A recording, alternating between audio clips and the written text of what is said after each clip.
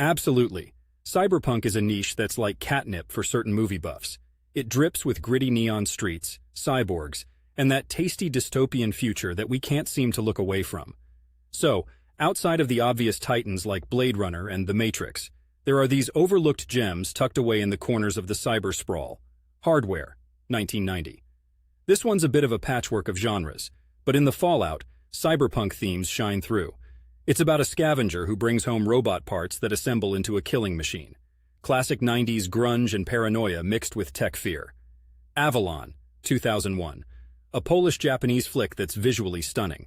The movie dives into an illegal VR game that's engrossing to the point of addiction and potentially fatal. What's more cyberpunk than escaping a dreary world into a seductive digital one? Tetsuo, the Iron Man, 1989. Imagine David Lynch making a cyberpunk horror film in Japan. Tetsuo is visceral and raw.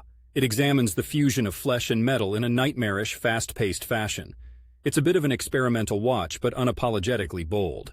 Screamers, 1995.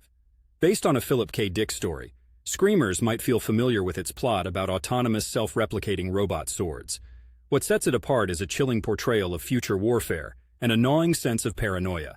Pi, 1998. Darren Aronofsky's debut is more psychological thriller than straight cyberpunk, but it has that urban decay and techno-mysticism vibe.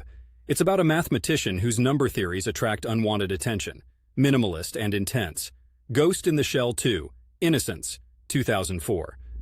This one is better known among anime fans, but for general audiences, it flies under the radar. A sequel to the acclaimed original, it delves deep into the philosophies of souls and machines. Plus, the animation is sublime. Sleep Dealer, 2008. This one's got to be the most on-the-nose cyberpunk scenario of our current times.